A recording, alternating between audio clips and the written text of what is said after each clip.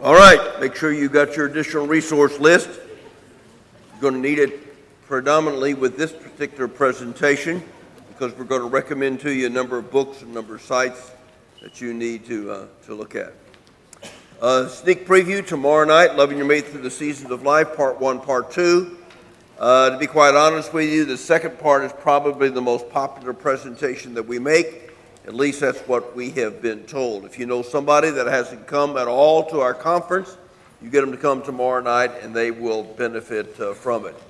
If you're interested in any of our books and tapes and so on, of course there's a table out and back, and you can find out about that. We've got our business card out there if you want to check our website, see where we're going to be or go, or see some of the materials that we have to offer. Also, I've written a number of blog articles. It's on our website.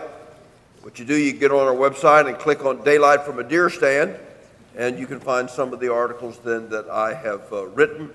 And there are going to be more, especially in the next 90 days, dealing with a number of issues.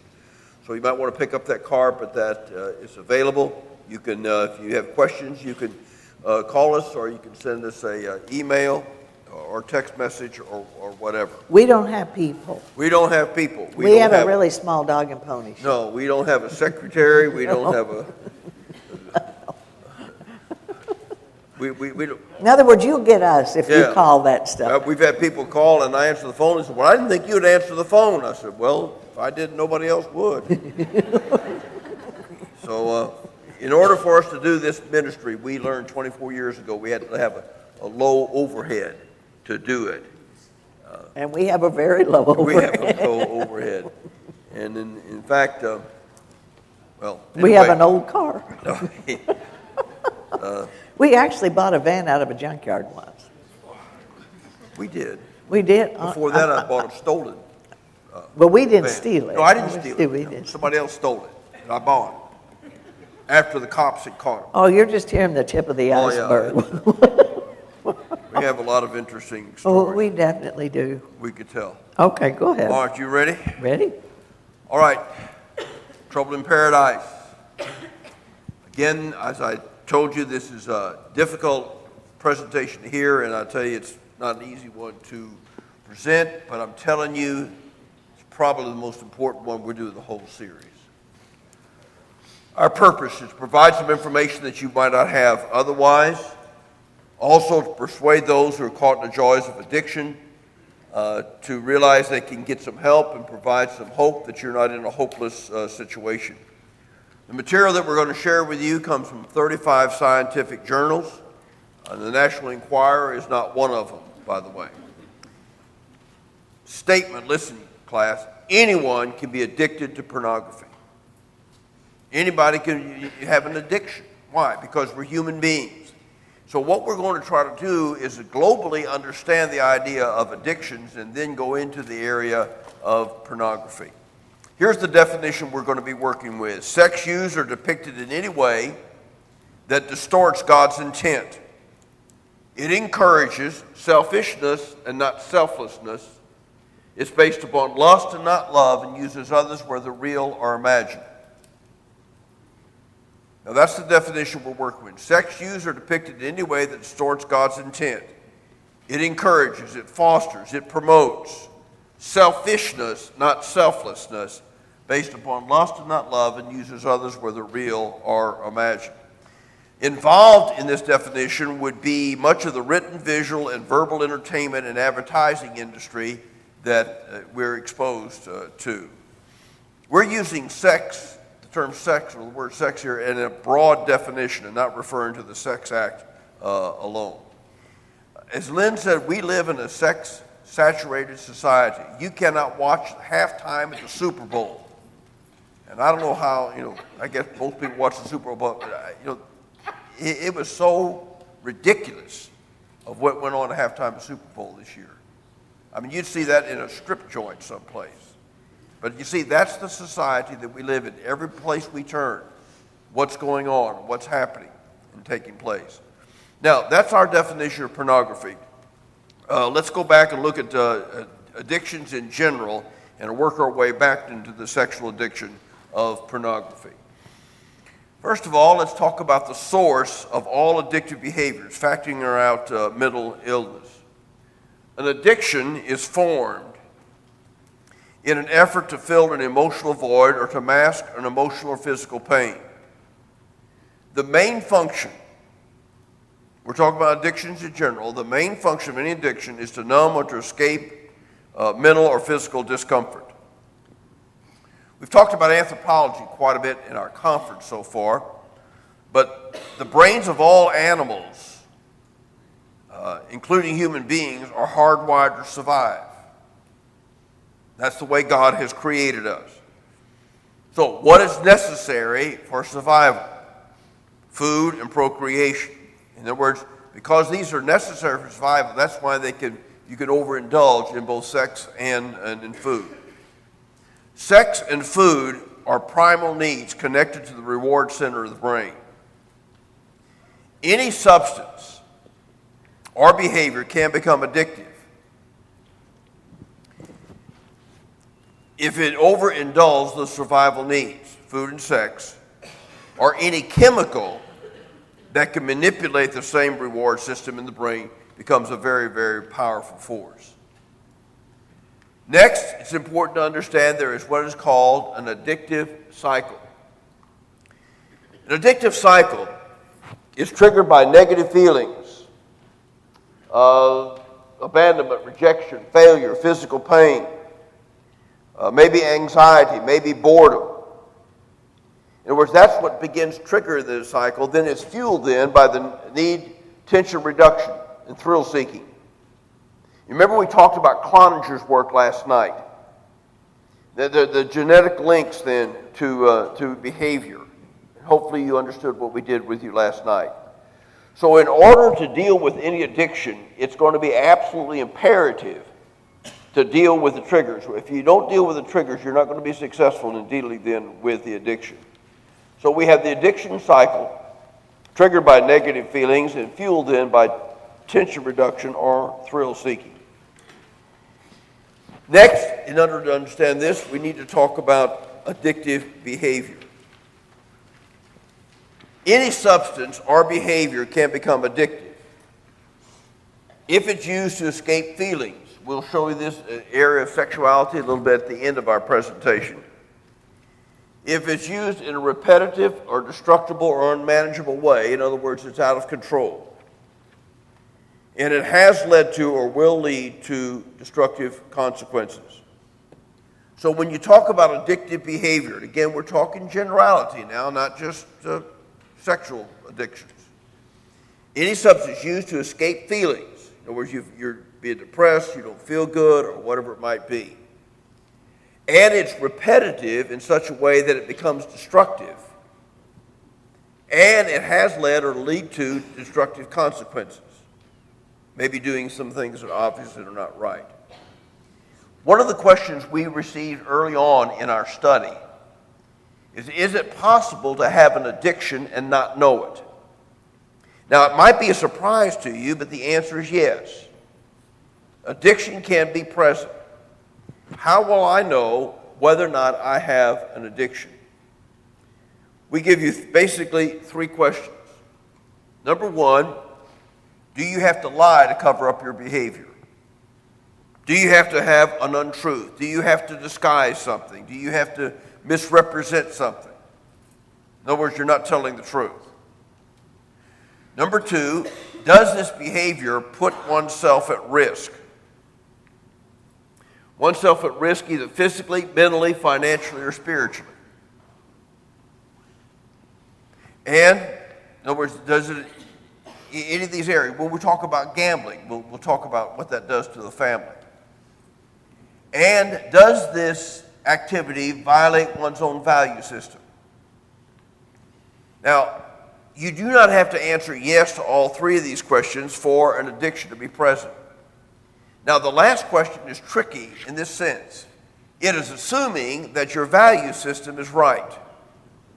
Unfortunately, we have found some people whose value system were so warped and bent out of shape that they could engage in things and not feel bad about it. Why? Because their value system wasn't right. Assuming your value system right, does it cause one to violate one's own value system? And again, I say, you do not have to answer yes to all three of these questions. If you answer yes to one of them, we're saying there is an addiction present.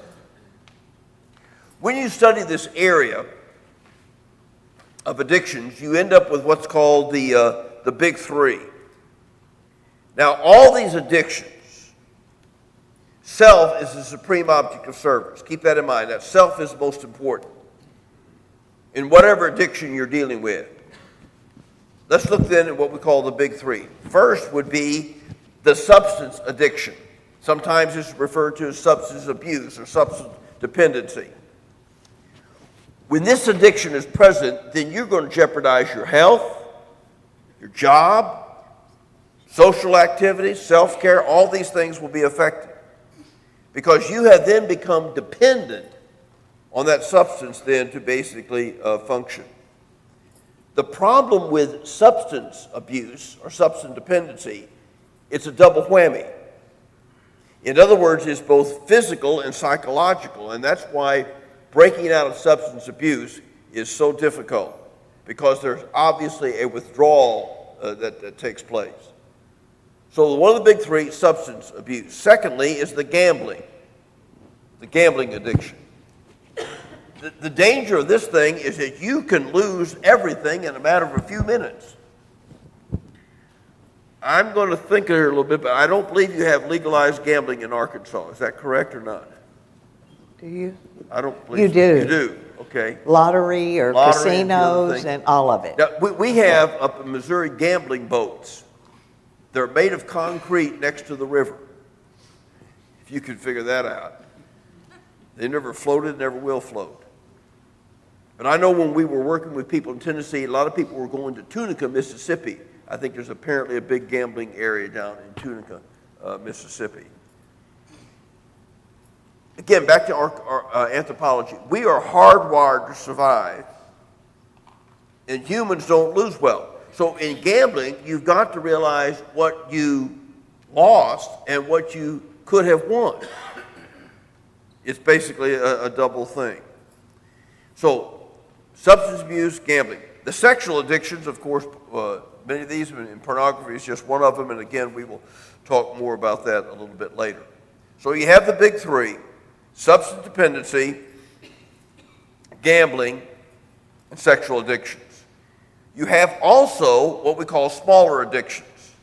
The smaller addictions are easier to break out of. They're easier to control if you can figure out what's triggering them. Or maybe shopping or TV, recreational, video games. And folks, I'll tell you what, we are becoming concerned, and I think our country is becoming concerned about our children with the video games and what's going on and what's taking place. That could become, it's, the final paragraph has not been written on that subject yet. Now, if you were having a shopping addiction, and sometimes, ladies, you have this problem, find out what's triggering it. Well, the kids have been bad. I feel depressed, or I didn't get enough sleep last night, or something. Find out what's triggering, and you grab the credit card, and you go to the mall and buy a bunch of stuff you don't need. If you could find out then what's triggering it, what's bringing it about, then these smaller addictions you can deal with. Maybe a little behavior modification of some kind. Finding a purpose in life more than just shopping. Or if you go shopping, how long I'm going to be there, and make a list of what I'm going to buy and so on. So here again, the smaller addictions are easy to work with. When you deal with this subject, the question again is, what has contributed to it? What is the basis of it? This one is hard to know and hard to nail down. Usually, when they talk about why this is, it comes up to basically two sources, what they call nature and nurture. Let's go back to Lynn's base of the pyramid. Again, hardwired at conception. There is a possibility that we can inherit some genetics. Folks, we were not dealt all the same cards. We're just going to have to face that. And that's what work with that we did so much more with you, or so much longer with you last night on Cloninger. If you have a person that's more reward dependent and novelty seeking, then you have a very dangerous situation as far as going into addictions. They're more at risk. I'm not saying they have to. We're not deterministic, but they are set up that way. So there can be a nurture or a nature. Nurture then simply means the early voices from the past. And again, we're not here to blame our parents. We don't do that. We have to build both on the strength and the weakness of our parents. We all have that as we can get back. Maybe they didn't have the tools to help us deal with, like Lynn talked about the other night, the 4 horsemen. Maybe they didn't know what to. Maybe they were then not equipped then to handle some things. Maybe they were working 2 jobs and didn't have time to work with children as such. So again, we need to realize that they were not perfect, but hopefully we need to learn from them. Our generation, this generation, folks, is more at risk for addictions than any other generation we can imagine.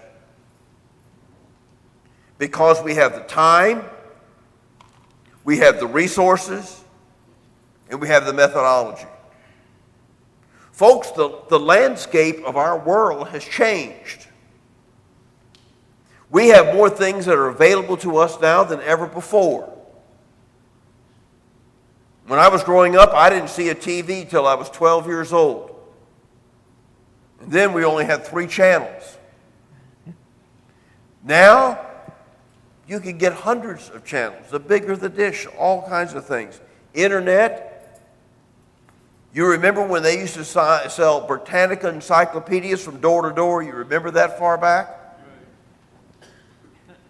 The internet now. I mean, you can find out anything you want to know. You're 2 clicks away. And in dealing with pornography, like one doctor that we worked with, he said, I'm 2 clicks away from a fix.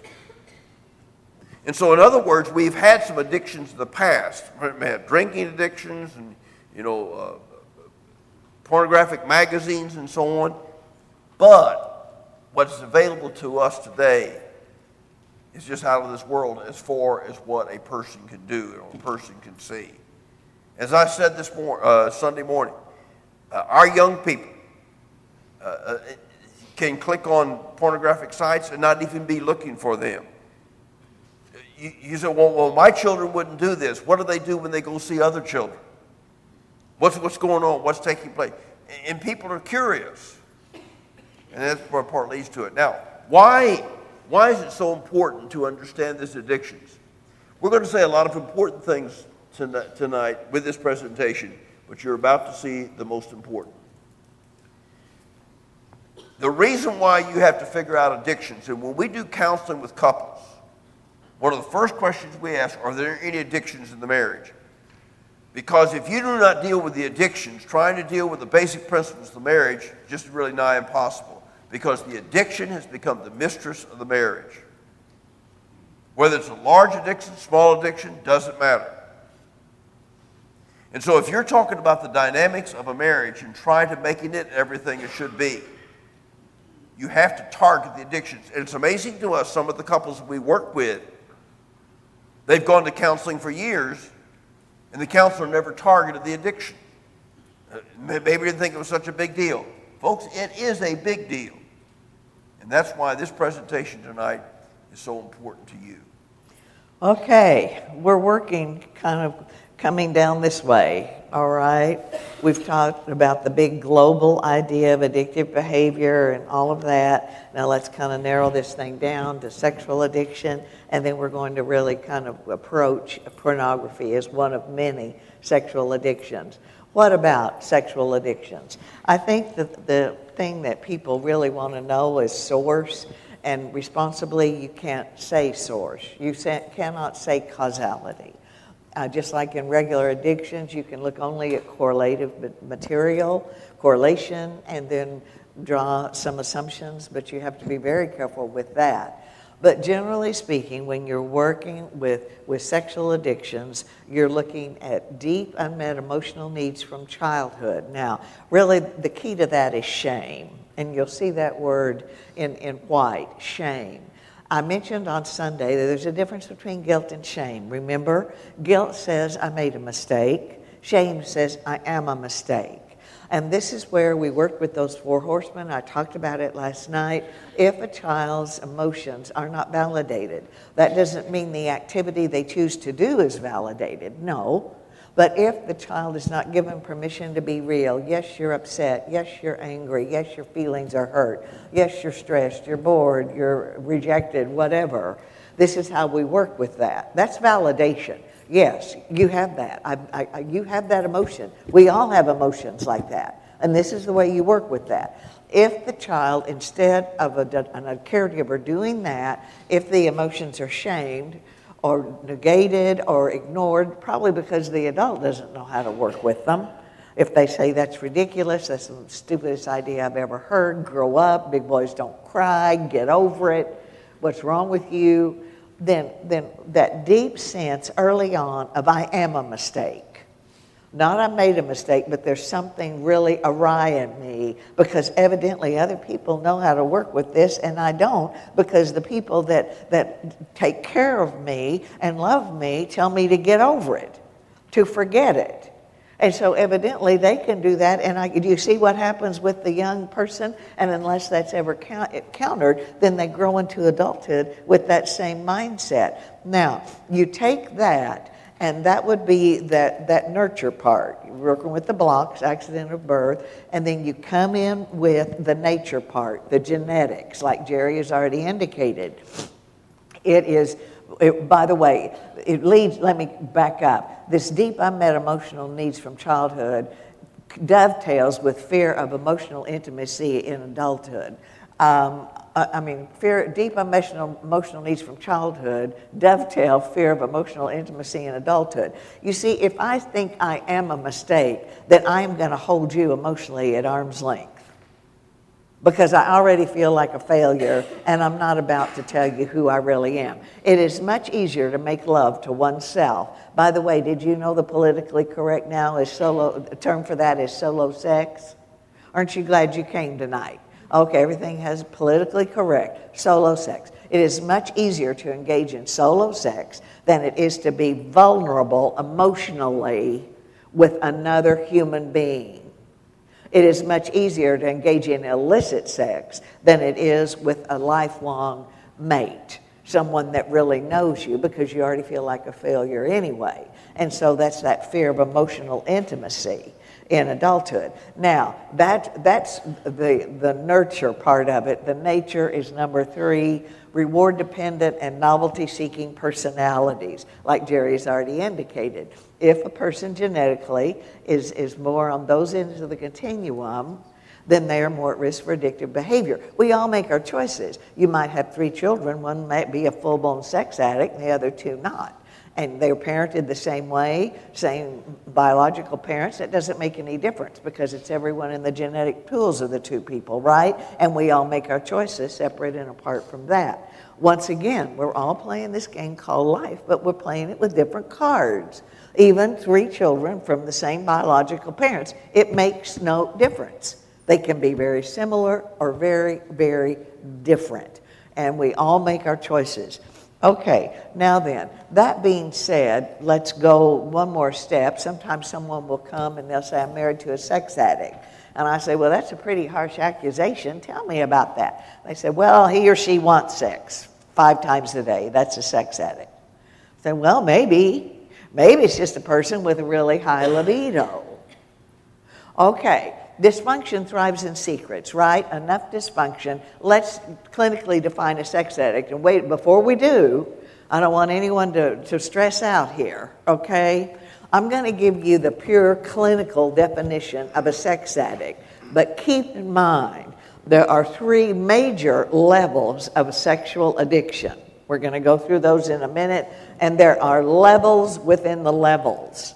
It's a very complicated thing to work with and to analyze. And so, but the pure definition, and keep in mind the levels, okay, from mild to intense, it all erodes moral nature, but here we go. Okay, it is not the frequency of the sexual activity, and I don't care if it's solo sex, if it's phone sex, sex with a prostitute, sex with a spouse, it doesn't matter how it plays out. It's not the frequency of the activity, it's why it occurs. That determines a sex addict. Not the frequency, not how often, but the why. Why is a person having this activity? All right, here we go. This defines the sex addict. 3 characteristics. Number 1, sex activity is used to escape feelings. It's working with the chemicals in the brain. We're going to get there in just a moment. It is not an expression of emotional intimacy between 2 people, and it can lead to or has led to destructive consequences. Okay, that defines a sex addict. Now, you might look at that and you might say, well, that means a person might never go to a prostitute, never do a strip club, never act out, do anything and be a sex addict with a spouse. Absolutely. It happens all the time, and I'm going to circle back around in just a moment and tell you how that happens. Now, that is the pure definition of a sex addict. Now, I want you to kind of digest that for just a few moments, okay? And let's get into another big piece to this puzzle. It's kind of, this presentation, it's kind of like Jerry said, it's incredibly hard to give, but it's harder to listen to because we're working a puzzle and we're kind of putting in the edges first. So we got a corner piece here and a corner piece, and so we're going to have to kind of pull it all together in a little bit. This is the only way to get it done. All right, let's talk about the chemical addiction. And this is a big piece to the puzzle that sometimes people are not aware of. Now, I just want you to look at what the screen says. Fantasy by itself causes chemical reactions in the brain that positively alter the mood and have a narcotic-like effect. Okay? Just take the pure statement. Fantasy by itself. It doesn't say erotic fantasy. Definitely, erotic fantasy does that, yes. But that is not what the sentence says. Fantasy by itself causes chemical reactions in the brain that positively alter the mood and have a narcotic-like effect. What is happening with fantasy is mimicking the same reward pathways that are linked to food and sex, survival. And I'm not talking about erotic fantasy. I'm talking about fantasy that takes an individual out of reality. It's a way to escape, and it mimics the reward pathways that are the same reward pathways that are activated with food and sex. It's the same thing. This is what alcohol does. This is what substance does. It mimics those same reward pathways, directly linked to anthropology. We're back to anthropology. We cannot divorce ourselves from what we are, right? We are animals, the apex of creation, hardwired to survive. Now then, if you're looking at that, you're thinking, well, wait a minute, that means every time I read a Lord of the Ring movie or go to a book or go to a Harry Potter movie or whatever, I'm altering the chemistry of the brain. Technically, you are. You really are. Usually it's kind of benign, and it's not going to be like the erotic stuff we're going to get to in a moment, but technically you are. Now, I want you to consider the average, statistically, according to research, the average adolescent, teen, adult, and from teen on to adulthood, watches 3 to 5 hours of bubblegum for the mind television. I mean, it's not educational television. Bubblegum for the mind's what I call it. Or 3 to 5 hours of video or computer games or phone game, whatever they're playing, a day. 3 to 5 hours a day. All right?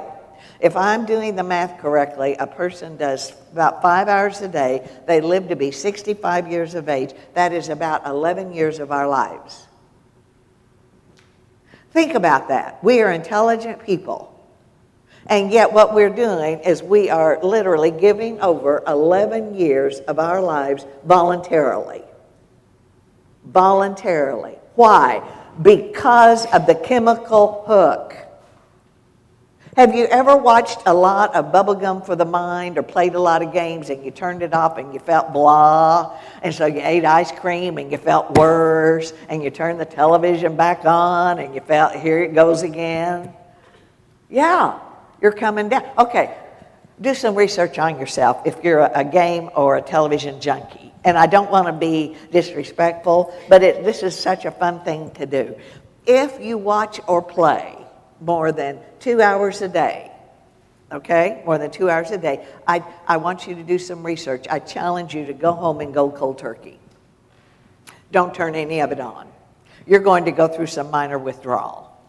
Now, you're not going to have the DDTs, and they're not going to lock you up, all right? But you're going to have some minor anxiety. You're going to be a little nervous, because you're going to miss that buzz, that dopamine, that feel-good chemical, that burst. That's why we do that. I was really thrilled a few years ago in one of the major news networks. I ought to look it up so I could tell you specifically which one. But they did it was a reality documentary is what it was. They had a family of 4, 2 teens and their parents, and they took all the electronic entertainment, including all the telephones, out of the house for a week. No outside stimulation entertainment at all. Nothing. And they went around, they did their daily routines, going to school, whatever, but when they got home, it was done. Nothing. And they had the cameras in the home, and they just watched them. And then, of course, they made the documentary. Well, the first 24 hours, they almost killed each other. Yeah. I mean, they did. They were just... Dad didn't have his computer, and the kids didn't have their iPhones. It was bad. And Mom didn't have his beep, beep, beep, beep. I mean, they were just tearing each other up. But then gradually, around Wednesday, things began to mellow, and they began to talk a little bit and even play a board game. And by the time the end of the week came, they had come to the conclusion that they had shared a home for years, but they didn't have a clue who the others were. What they liked, what they didn't, what their real personalities were. And they had decided to unplug themselves for certain amounts of time every day, just to let it be. And so they could continue this communication. I never saw a follow-up. I don't know if they ever did one, but it's profound. Satan never says, "Here I am." Anything that God makes good, Satan can make bad, right? And certainly all the electronics can open a window on the world that we wouldn't have had any other way. But Satan says, I'm going to take it, I'm going to distort it, and I'm going to use it to sabotage your relationships, your marriages, your friendships, and how you rear your children. Honestly, because now too many families go to their own electronic corners, everyone, and the days grow into weeks, months, and years, and you don't know who anybody else is. Okay, now then, we're going to park that for just a few moments, and let me show you how food and sex are so easy to overindulge, okay, working with these chemicals. Now, specifically, we're working with dopamine tonight. That's the feel-good chemical. There are others involved with that, but we're working basically with dopamine. Tomorrow night, when we work with the 4 sources of depression, we're going to work with serotonin. Other chemicals as well, but that's the serotonin is the highs and the lows, your moods. But dopamine is your feel-good chemical, and that is the chemical in the brain when the human being is engaged with food or sex, right? Those are the pathways, the pleasure pathways in the brain that are activated, release more dopamine, release more pathways, dopamine, and it kind of goes like this. Can even flood the brain after a period of time. Okay, listen to this phrase. Dopamine thrives on shock, surprise, and novelty. Now that's important. Shock, surprise, novelty. Okay, everybody got that? Shock, surprise, and novelty. Dopamine thrives on shock, surprise, and novelty. So when there is shock, surprise, or novelty in one's life, the dopamine pathways are rapidly increased in the release of dopamine and more pathways. Shock, surprise, and novelty. Now then, let's take, and by the way, the things okay, let's just look at food. Then we're going to come to sex, because food's kind of fun to do. All right? Now then, I don't know if any of you saw the movie Revenant or not. I'm not saying go out and see it. It's a pretty raw movie, but Leonardo DiCaprio, or whoever he is, I don't know. But he was on a vengeful, getting revenge for people killing his family, I think, or something. But anyway, Okay, but the thing I want to get to is, it was winter, and he was starving to death, okay? And he came upon a Native American that had evidently killed a buffalo, and they roasted the buffalo, and with gestures shared his meal. Now, I want you to think about it. There were dead twigs around, there was dead grass around, there were dead bugs around, and tree bark around. Why was he so hungry for the buffalo? Why couldn't he just eat that? Simply because those things don't sustain life, correct? I don't know anybody that binges on broccoli and cauliflower. If you are, let me know. Okay, I would really like to know. If I have a bad day, I want donuts or chocolate. Why? Because the foods that sustain life are the ones that release the most pleasure chemical in the brain. We need the carbohydrates that go to sugar for energy. We need the sugars for energy. We need the proteins and the fats, right? Those are the things that sustain life. And it's always been that way. The problem is now we live longer and we are sedentary. Eons ago, when a person ate, they didn't know when they were going to eat again. And so what happened? They would just eat, all the stuff that would sustain life to build up the reserves in the body. Well, we still have a tendency to do that, but we don't have to do that because we live in such a society that we're so blessed with resources. This is, by the way, you may have wondered why you might eat or see people eat a huge Christmas dinner, holiday dinner, maybe at 1 p.m. in the afternoon or 12:30, and then around 5 o'clock or 5:30, everyone's in the kitchen again just starving to death. Why? What did you have to eat? Shock, surprise, and novelty, right? You had dishes and things that you ate that you hadn't eaten for a long time, and the dopamine's just saying, hey, this is good stuff, reward pathways, more dopamine, we're going to find some more. Okay, now it's easy. If you really want to lose weight, you know how you do it? You don't have to do the keto thing. You don't have to do any of those things. Let me tell you how to do it. You pick out one meal, and I don't care if it's chocolate meringue pie, fried chicken, green beans, rolls, mashed potatoes, gravy, just whatever what your most favorite meal is. You pick that out, and you eat it 3 times a day for 4 weeks. Nothing else. 3 times a day. You'll be sick of it by about day 6. You will. You'll be sick of it, and you'll just quit eating. Why? Because now it's the same old stuff. I don't want it anymore. All right? Okay. Now that's a little bit of how it works with food. Okay, now let's get to the point at hand. How does it work with sex? Now then, we've got the idea that it is a reflex, right? If human beings presented with erotic material, they will become sexually aroused. We've got that. We're going to build on that in just a few moments. But dopamine thrives on what? Shock, surprise, and novelty. Everybody got that? Okay. Now, if you're going to look at dopamine levels, sex with a spouse is going to be about right here. Okay? It's going to be pleasurable. You're not going to do it. Correct? It has to be. Reward pathways. Absolutely. But with internet porn, which is now the crack cocaine of all sexual addictions, why? With the touch of a button, what can happen? Constant shock, surprise, novelty, right? Shock, surprise, novelty. And so what you end up with is with the internet porn and all of those things, you end up, which is constant shock, surprise, novelty. There is no way sex with a spouse can compare with all the erotica out there. It's apples and oranges. I think one of the most fascinating websites, and we're going to mention some others in a few moments, but the one on your additional resource list we'll come back and revisit is yourbrainonporn.com. Yourbrainonporn.com. Now, of all the websites and all the material that we've listed under pornography and the listing for sexual addicts and their spouses, this is the one site that is not evangelical. But I will tell you, it is also the site that I recommend first.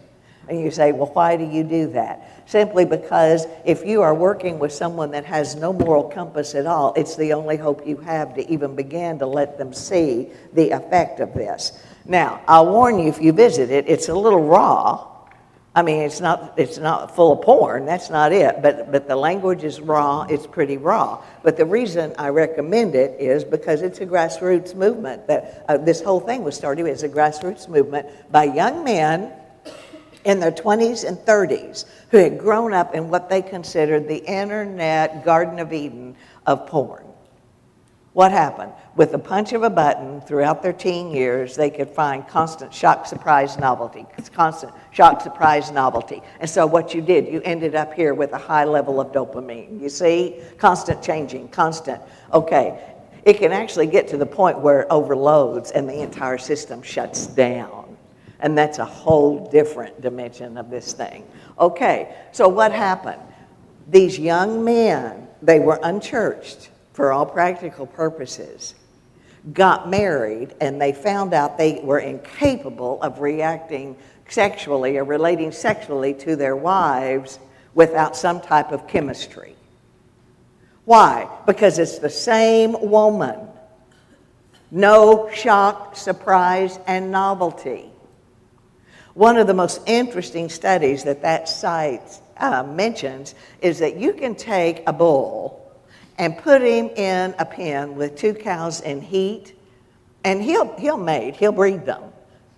But you put him in a pen with 7 cows in heat, and he will breed until he dies or goes unconscious.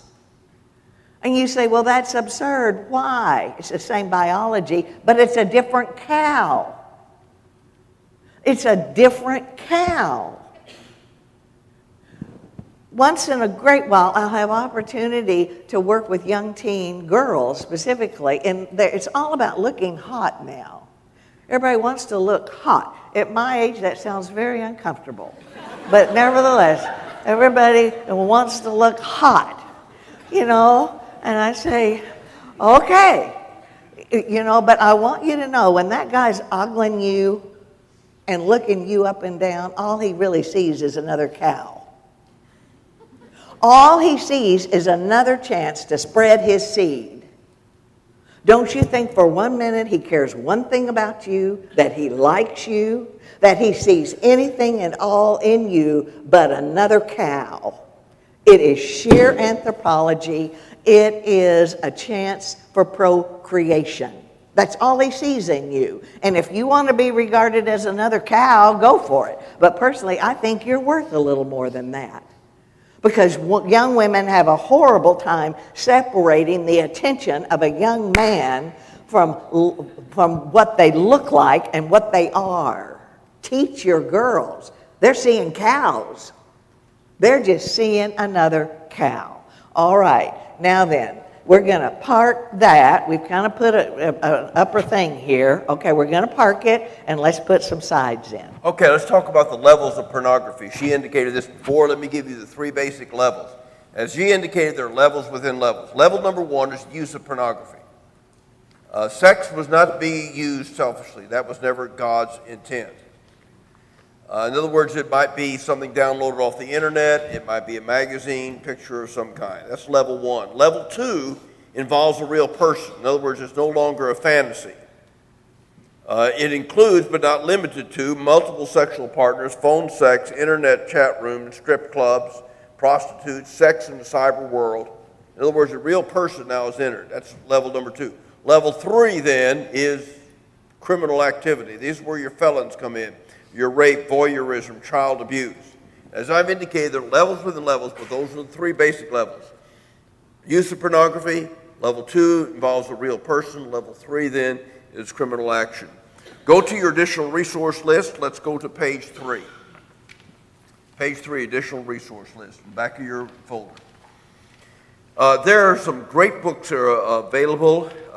You can't read all of them, but we'll hit some of them that might be very important to you. The first one there on page 3, pornography in your outline. Let me double check. Is that correct? Somebody nod yes or yes. Okay, it is. All right.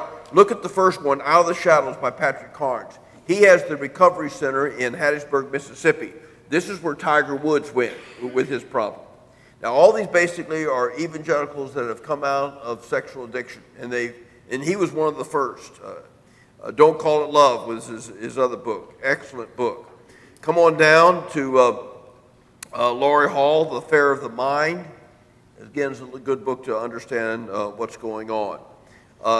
Before you get to the web sites, internet sites, I should say, Every Man's Battle, Every Young Man's Battle, Art of Burn.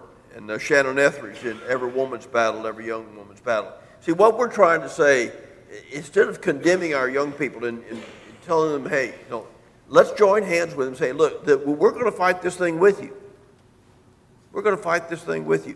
Websites, the next one is the one Lynn has just alluded to, Your Brain on Porn. This is the one that is not evangelical at all. Then you got Triple X Church, Safe Eyes, and Covenant Eyes. Maybe these are things that we can talk to you about later on. Down at the bottom of that, Lou Butterfield of Harding University has a program. It's not a recovery program. It'd be good for him to come here and present this to your church. The Dangers of Internet Pornography. It has a workbook DVD. It would be very, very helpful. Turn over then to the next page, to page 4. For sex addicts and their spouses, No Stones Unturned, Women Redeemed from Sexual Shame, Marty Ferrier. Marty Ferrier is part of our particular fellowship. If you will come down to the website, do you see the third one down? BethesdaWorkshops.org. www.BethesdaWorkshops.org. Somebody see it? Not ahead. Not ahead, okay? This is probably, in our opinion, the best recovery program. It's in Nashville, Tennessee. So if you're dealing with a level 2 person, this is the place to go. She has a very good program. Go on the website, and you can learn more about that than probably we would have time to tell you tonight. And there are probably others, but we're not going to take much more time to do that. All right, let's move on. Got a lot to go. Number one, the nature of the sex drive. You say, oh, wait a minute, I know this. I've had biology. I'm married and read books and so on. Well, I'm sure you have. But let's brush off the cobwebs a little bit. It's an automatic response to a sexual cue. We have many reflexes. We're born with reflexes. If you're deep in thought reading a book and I come up and slap my hands, you'll probably startling reflex. Remember the last glaucoma test you had? They put the puff of air in your eye and you blink. It's a blinking response. If an individual is presented with erotic material,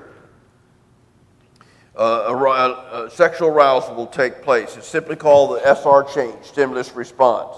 You don't think about it, you don't plan on it, it just happens. The sex drive originates at the base of the brain. It's primitive in origin and animalistic in nature.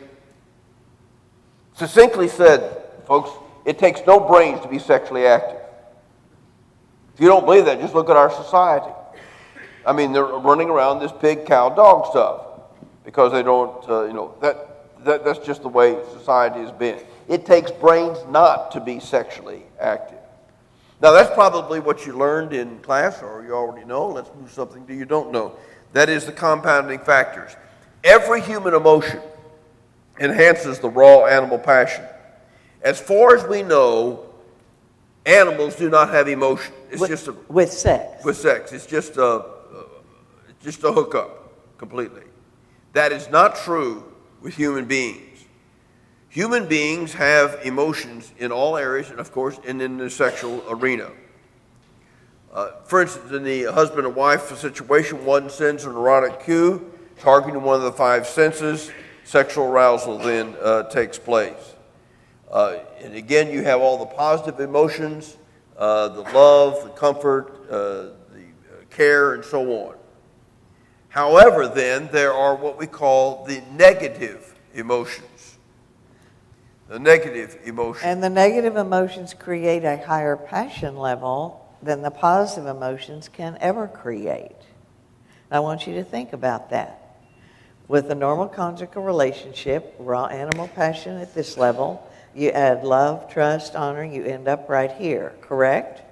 But the negative emotions create a higher passion level than the positive emotions can ever create. This is what happens with affairs and with premarital sex.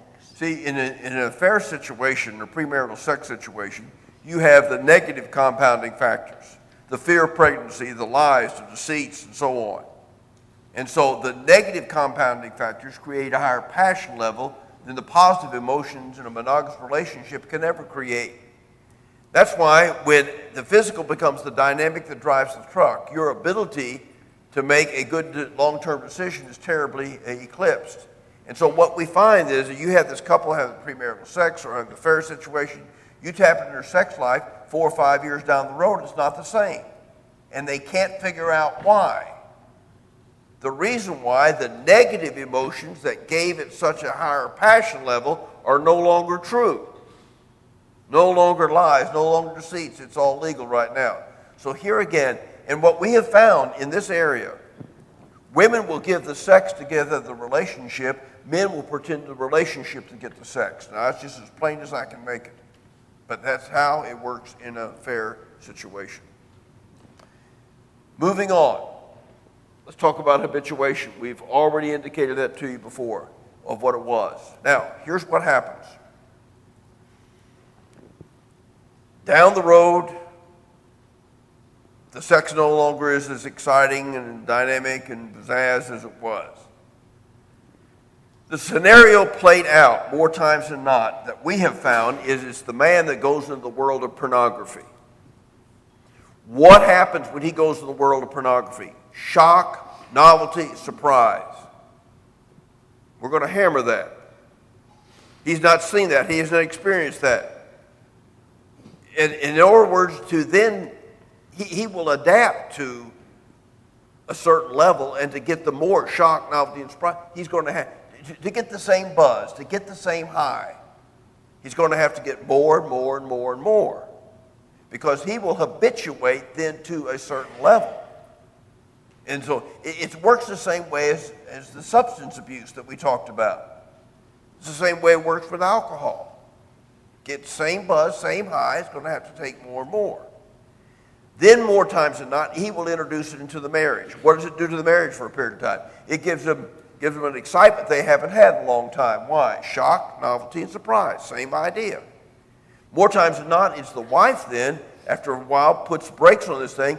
This is going too far. I didn't bargain for this. He then plays the guilt card and says, well, you're a better sexual partner for it. We have better sex because of it. And if you won't do this with me, I'll find somebody else to be your fault. What they thought was going to enhance the marriage and encourage the marriage actually then destroyed the marriage. Effects on the individual. You say, what if I just use it by myself and I don't involve anybody else?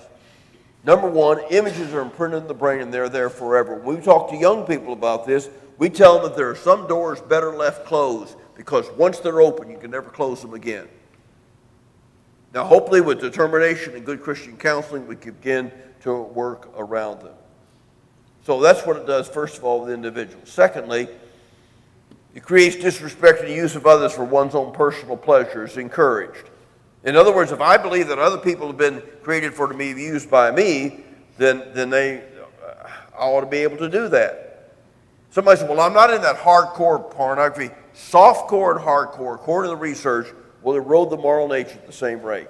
Right. Because you see, What? No. It's opposed then to the servant heart. The servant heart says, I exist to serve others. Pornography says, other people exist to be used by me. And eventually then, the whole moral compass of a person then is destroyed. Okay, hold it there for just a minute. Do you remember a few moments ago I said that we would revisit a man that would be a sex addict, or even a female, but we'll use the male. Usually that is the way this particular thing plays out, and never step outside the marriage, be a sex addict with their spouse. Usually it plays out this way. Let's say you have a young man in his teens, a good kid, and I think I indicated that if a child in our culture does not have tools to work with the negatives in life, abandonment, failure, isolation, boredom, whatever. By the age of 5, 7 max, they're going to learn to self-medicate it because we have such a wide array to do that. They'll eat, they will play their games, all the other things. Most of the sex addicts that we have worked with started this particular activity by the time they were 7. They had no idea what was going on, but they knew for just a short period of time that could provide a distraction, some dopamine, some type of a world where they felt safe. Okay, so let's say that you have a male, and this is the way he has no tools, and this is the way he copes through his teen years, all right, with solo sex. This is what he does. Now then, because this is his coping tool. He has no tools. This is what he does. All right. He doesn't like this. Good person. I'm not judging morality. I mean, that's not it. That's not what I'm about. I'm just trying to tell you what's going on. It makes him feel bad. He doesn't like this, but he assumes once he gets married and he can have all the sex he wants, then he won't do this anymore. That's erroneous thinking, because he hasn't learned to work with the triggers that cause the activity to begin with. So let's say it works this way. Let's say he works on a project. He works 6 months. He's really proud of it, a work project. He goes to his boss and he hands it in, and the boss thumbs through it, slams it on his desk and said, "This is totally inappropriate. You're going to have to start at square one and work forward." Huge rejection, right? Huge rejection. He never learned how to work with rejection. He never developed the tools. And what he had done traditionally, he was using the solo sex or whatever to mask this. But also what he does from time to time, he comes home that evening, and what does he tell his wife? What does he do to his wife? Basically, he forces her to have sex with him with guilt. It is not an expression of emotional intimacy, I guarantee you that. He is using her body to escape feelings. He doesn't care where she is emotionally. He doesn't care about her day. All he wants is release in the physical union with her body so he can get the dopamine buzz and for a little bit of time feel relief from the rejection. Do you see how this is playing out? And I guarantee you it will lead to destructive consequences in the marriage because she's going to resent that.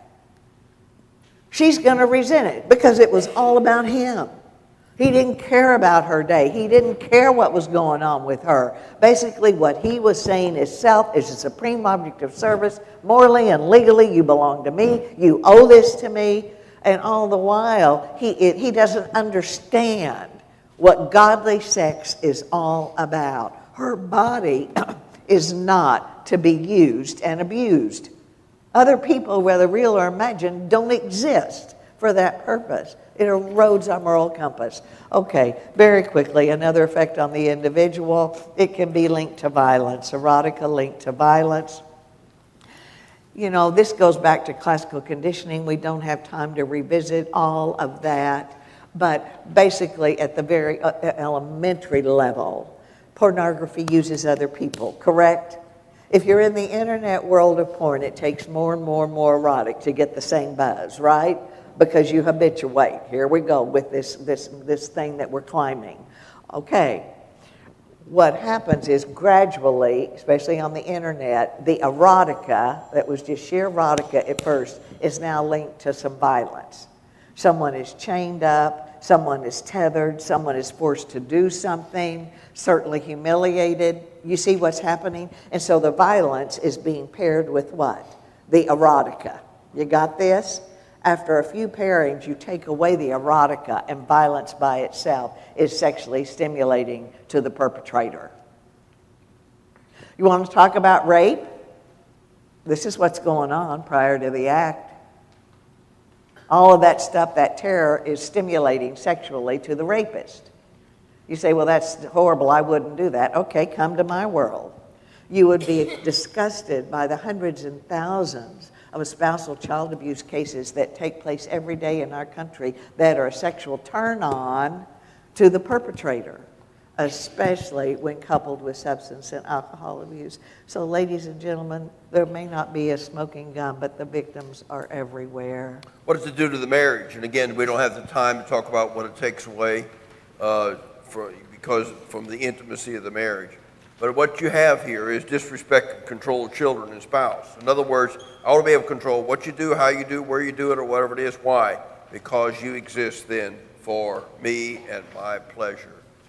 Secondly, the fantasy world becomes the right world, and the real world becomes the wrong world. There is no way that a spouse could be compared to the men and women in the fantasy world. But you see, if I live in a world of fantasy, the dissatisfaction grows or is planted, and it continues to grow. And what happens then, it creates a great deal of dissatisfaction. I look at my spouse who's really a real person, but how in the world are they going to measure up to what I see in the world? They cannot. There's absolutely no way. And ladies, by the way, there's no such thing as a Christian romance novel. Get rid of them. Obviously, get rid of all the others. But no man can be that much of a spiritual giant. He can't be.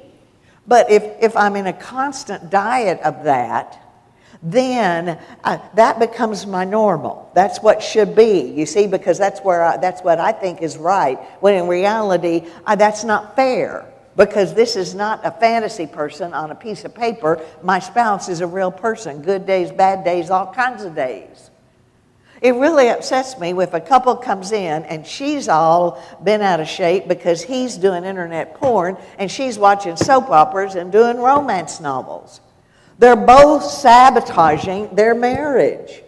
Why? Because women are drawn to the emotional porn traditionally. Men are, in the romantic porn, men are drawn to the visual. Both of them are living in a world of fantasy that is slowly eroding reality, so they are expecting something that is impossible. We don't have the time tonight to talk about breaking out of the bondage. But the books will. The books will be that. And the programs. And the programs, again, this work at Bethesda would be very, very important. The goal then is to learn to address in a productive manner the feelings and the emotions that trigger the addictive cycle. Now look at that. Repeat that, Jerry. Okay. Here's what you want to do. Here's your goal. Learn to address in a productive manner the feelings and the emotions that trigger the addictive cycle. Remember, we talked about the addictive cycle before. If you don't understand what the triggers are, you're never going to be successful in dealing with this. Never. The triggers are absolutely essential. Quickly, again, we don't have time to talk about in a decisive way. You need to decide this is wrong. Well, this is what good old boys do now and then. Not good old boys in the Lordship of Christ, folks. You tell me what you see, what you read, what you listen to, and I'll tell you what you are. Number 2, accept responsibility. Well, I had this bad experience. We've all had some bad experiences. Some worse than others. I grant you that. 1 step, first step, 12-step program, you accept the responsibility of your actions. Pray. In order to engage in sexual immorality or pornography, you have to factor God out of the equation. Next, take action. Take action. When you're doing this late at night, again, this is where the triggers come in. If you don't figure that out, you're not going to be successful. Next, change focus. Anything you take away from a person, you better put something in its place. That's why we're such strong proponents of praise music. You put it in your car, you put it in your pickup, your kitchen, or wherever you might be. And finally, accountability. You might not have a program here in the city of Conway. I'm sure they have some accountability groups in the city of Little Rock. I'm very sure Searcy, Arkansas, you can contact them. Contact Harding University and ask them about what's available in town, and they can help you. Call the downtown church, call the college church, or whatever it is, and they can help you with this. You want to say quickly about... Okay, as far as website protection, we've tried to list some on page 3, if you will look under pornography. Start with XXX Church, Safe Eyes, Covenant Eyes. I would add to that in the margin, accountable to you. And that's accountable spelled out. 2, it would be the number 2, and then you.com. We used to say get a blocker, get a server, get a filtered server. Forget that stuff because any 5-year-old can get around any of that. I can't, they can. What we say now is to get an online accountability program, and that's what these are. These are. The device, and they're PC, Mac compatible, they're Android, iPhone, all devices. They can go across the board. But what happens is when you sign up with these accountability programs, you sign up with a couple of accountability partners. That means you put their email and their cell phone. And so the minute that device hits a questionable site, it goes to their server. And it goes to your accountability partner immediately. It's like a 12-step program, only you don't call for help, they call you. Because you're booked. Doesn't matter what you know about cookies, erasing history, it doesn't matter. Because your partner has this. Again, we have eclipsed the breaking out of bondage, but we've tried to give you some resources. This is not inclusive. There are many available. Usually when couples come to me with this problem, it is the wife that has found it one more time. And that for years, it has been a series of broken promises. A good husband, a good heart, I won't do it again, I won't do it again. And he doesn't mean to.